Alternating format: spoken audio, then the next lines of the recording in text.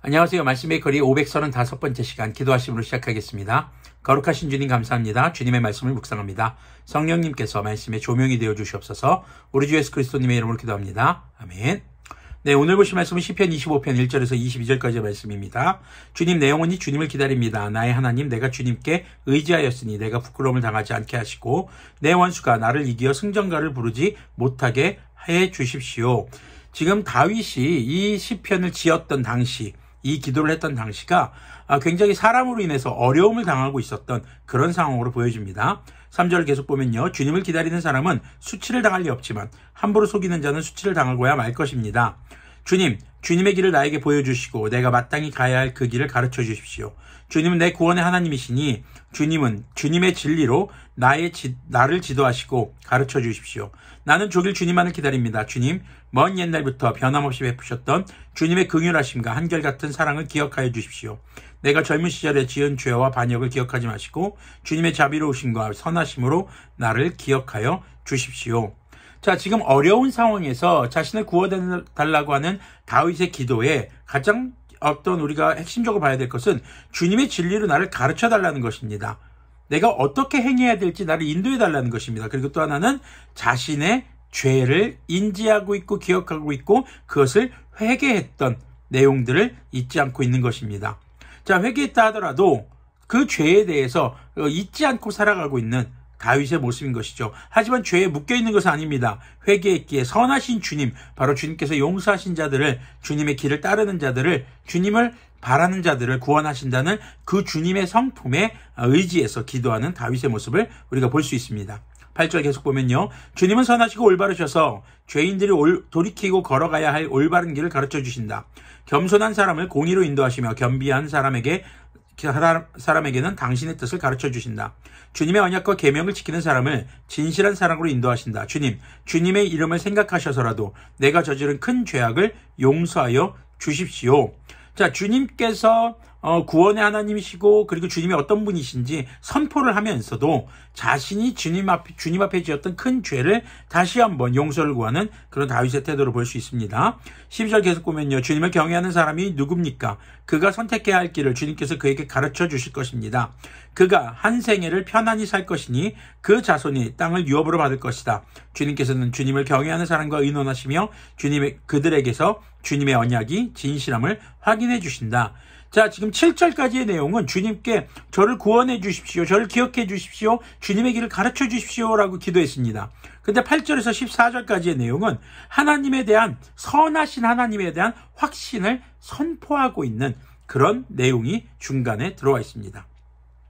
자신이 믿는 하나님이 어떤 하나님인지 말씀의 근거에서 선포하고 있는 것이죠. 누구에게 선포하는 걸까요? 첫 번째는 자기 자신에게 선포하는 것일 수 있겠고요. 두 번째는 자신에게 어려움을 주는 자들에게 선포하는 것일 수도 있겠죠. 하지만 중요한 건 바로 오늘 이 말씀을 읽는 우리에게 선포하는 말씀이 된다는 것을 우리가 기억해야 하겠습니다. 자, 주님을 경외하는 사람, 주님 앞에 겸손한 사람, 주님의 뜻을 구하는 사람, 그런 사람들에게 하나님께서는 하나님의 뜻을 가르쳐 주시고 주님의 뜻에 순종하는 자들을 구원하시는 하나님이시라는 것이죠. 15절부터 보면 이제 다시 기도가 이어집니다. 주님만이 내 발을 원수의 올무에서 건지시는 분이시기에 내 눈은 언제나 주님을 바라봅니다. 주님, 나를 돌보아 주시고 나에게 은혜를 베풀어 주십시오. 나는 외롭고 괴롭습니다.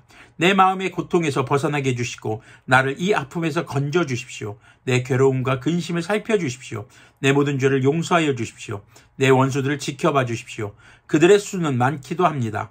그들은 불타는 증오심을 품고 나를 미워합니다. 내 생명을 지켜주십시오. 나를 건져주십시오. 내가 수치를 당하지 않게 하여 주십시오. 나의 피난처는 오직 주님뿐입니다. 완전하고 올바르게 살아오도록 지켜주십시오. 주님, 나는 주님만 기다립니다. 하나님, 이스라엘을 그 모든 고난에서 건져주십시오.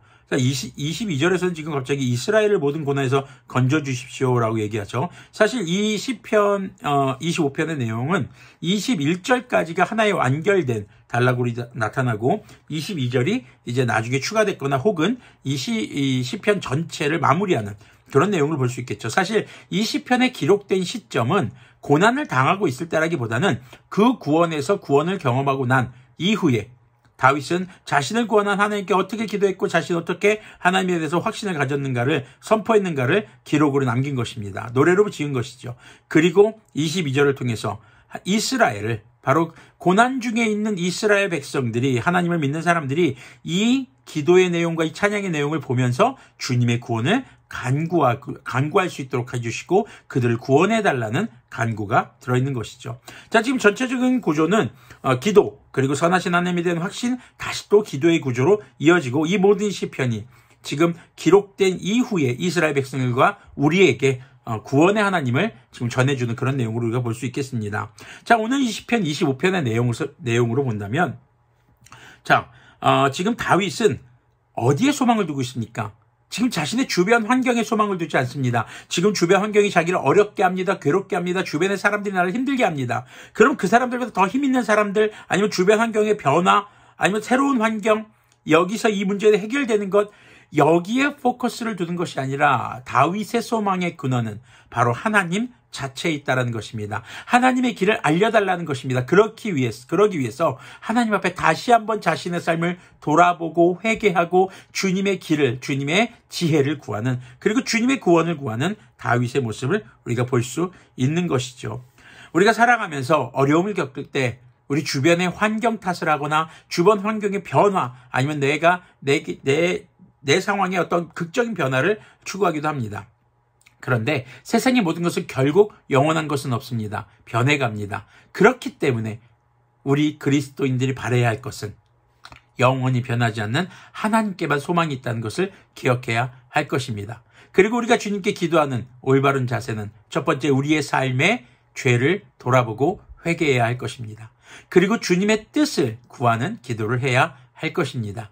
그리고 주님의 뜻을 알았을 때 그 뜻에 순종하는 삶을 살아갈 수 있는 결단이 필요하겠죠. 그때 우리를 구원하시는 우리 주 하나님을 우리는 경험하게 될 것입니다. 기도하겠습니다. 거룩하신 하나님 감사합니다. 세상에 썩어 없어질 것들, 변해가는 것들, 영원하지 않는 것들에 우리의 삶에 소망을 두지 않게 하여 주시옵소서. 우리가 고난 가운데 소망을 둘 곳은 오직 주님밖에 없는 것을 기억하게 해주시고 우리가 영원한 하나님의 나라를 바라보며 이 땅에서 주님의 뜻을 구하고 우리의 삶을 되돌아보며 죄에서 떠나 주님의 말씀을 따라 살아가며 주님의 구원을 간구하는 그런 주님의 자녀들이 될 수 있도록 긍휼을 베풀어 주시옵소서. 우리 주 예수 그리스도님의 이름으로 기도합니다. 아멘. 내 세상에 좋은 스펙들, 많은 물질, 권력, 내 주변에 힘이 있는 사람이 있는 것, 내 주변 환경이 좋아지는 것, 이 모든 것들이 결코 우리의 소망이 될 수 없습니다. 물론 있으면 좋습니다.